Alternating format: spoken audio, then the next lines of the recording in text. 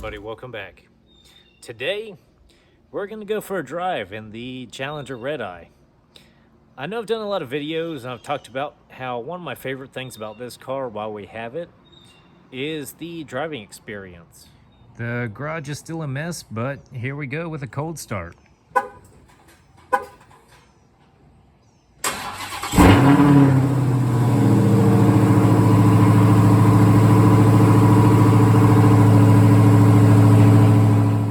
So we're gonna go run the car a little bit, and it's getting ready to rain, so we kind of want to do it before it starts raining, because you know how it is with this car in the rain. Not the most fun experience unless you're into that sort of thing. So let's go.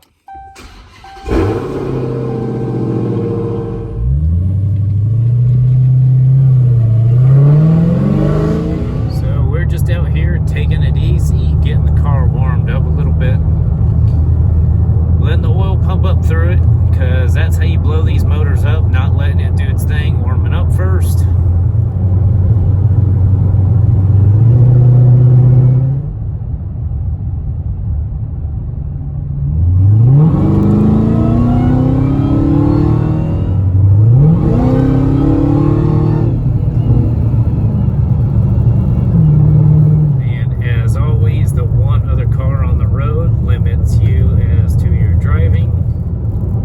Just out, you know, cruising a little bit, nothing too crazy. We'll probably end up going to the park behind some of our property and see what's going on. So we got the Challenger down here at the boat launch, doing a few things to it. Some guy's blasting the radio on his boat, the only other person out here. That's how it usually goes. So this is the lake and our boat launch here. So this is literally just behind our property, so that's pretty cool. So this is how most of the roads around here are, just windy. You'll see some houses, not even really a neighborhood, just random houses off a random road. But you know, this is pretty much why we got this car, just to cruise down the back roads. You know, a little windy, you got the supercharger winding up, got the lake around us. It's a good day.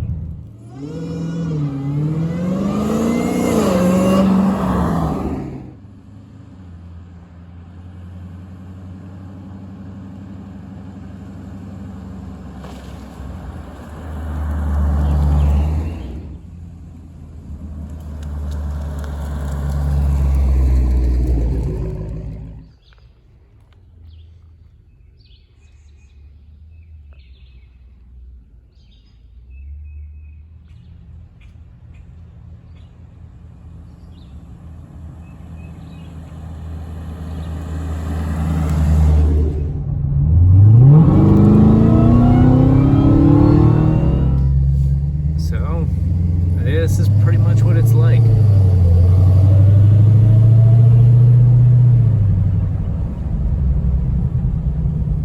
All right, so a lot of people ask me, 100 grand, why this car? Why would you spend the money on that one? Well, let's go back for a minute. If y'all remember the Mercedes E-Class we did a few videos on, and I kind of gave my honest opinion on it, made a lot of people mad. That car was a 2017 Mercedes E-Class, and it was very disappointing. It didn't have half the features this car has. So with our 2022 Challenger Redeye, we have heated seats, cooled seats, GPS, navigation, satellite radio, anything you can really think of in this car. And again, a lot of people aren't going to like my comparison with this, because it's two completely polar opposite cars in theory. So the E-Class has 240 horsepower, inline 4-cylinder turbo, heated seats. That's pretty much about it. Navigation, that's pretty much your options. So if you think about that for a second, in 2017 with that E-Class for the same price, you could get a loaded Charger Scat Pack. Same car as this, basically. Well, the platform, not the engine. But still, I think it's, what, 485 horsepower back then? Which is double the E-Class. Same price point. Heated seats, cooled seats, GPS navigation. More power than you know what to do with. And it's more comfortable. But for us personally, if we're spending the money, we are not getting a Charger. We are getting the Challenger. It's a better looking car in my opinion. And it's one of the better throwback to the, retro older Challengers. They nailed it with this thing as far as the looks on it. And I think we can all kind of agree on that part of it. So for the money, $100,000, you can seat 5 people in here. I can have my daughter's car seat back there. 4 full-size adults in here. Not an issue. 800 horsepower. More than anybody needs. Plus, we have heated seats, cooled seats, GPS navigation, heated steering wheel. The awesome sound system. This thing is pretty much loaded with anything anybody could want in here. What other car for the money can you get those things in? It's a comfortable muscle car that's somewhat practical. You can fit your family in here. You can go to the beach with it. Put all your beach stuff in the trunk. It fits. It's not that big of a thing. It does work for that application. So, some of the other cars that kind of piqued our interest. Porsche 911 does not have the power of this. You can't really use the back seats like this. It's pretty much a 2-seater to be realistic. Maybe you can squeeze somebody back there, but they aren't going to be as comfortable as they would be in this. Trunk space, non-existent. Porsche 911, off the table. The Chevy Camaros, awesome cars, but again, we know they get nerfed because they can't really have that happening to the Corvettes. Can't have the Camaro outperforming the Corvettes. Mustangs, I mean, I guess they're kind of up there with this, but then you get all the baggage that comes with it, and nobody's really about that. Get labeled as a Mustang D-word, and the crowd jokes. We know how Mustangs go. It's the same comments, the same crowd. No. And don't get me wrong, the Charger, Challenger, they have their own crowd. And some of that is a lot like the Mustangs. Maybe worse. But I mean, what do people really say about these? They're stolen. Takeover people have them. And then they complain, oh, they're boats. They're too heavy.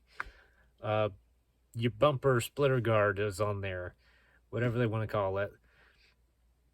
It's the same jokes, but they still aren't as hard as the Mustang ones go.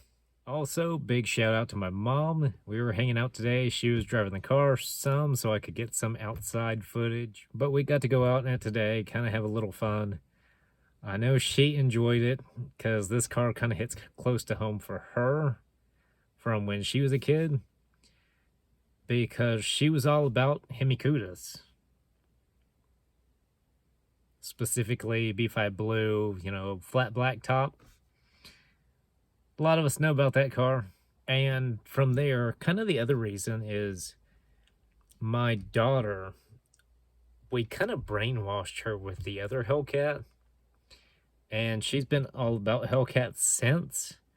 But her favorite color is dark blue. So that was also kind of part of the whole dark blue, why we got a dark blue one. Plus, blue's our color. Makes sense. But it's kind of funny, I was reading through Facebook, and when we had the red Hellcat, we were talking about, the red one's nice, but it doesn't really fit in the garage like a blue one would. Maybe with a nice wide body on it. That was 2 years ago. And now here we are. All right, so we do have almost 2,200 miles on this car now. And as you can see, we are using the red key. We can enable track mode. And if you can see there where it says red key. But it is pretty nice. Heated cooled seats, heated steering wheel.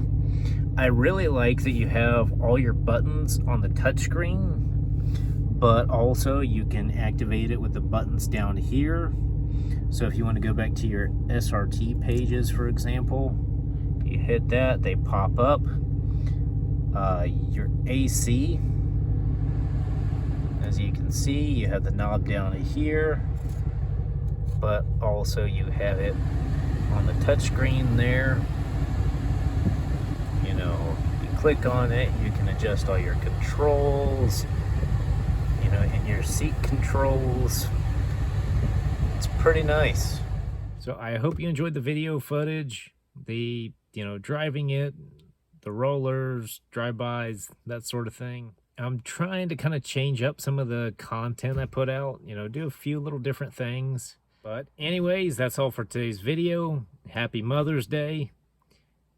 And I hope y'all are having a good day.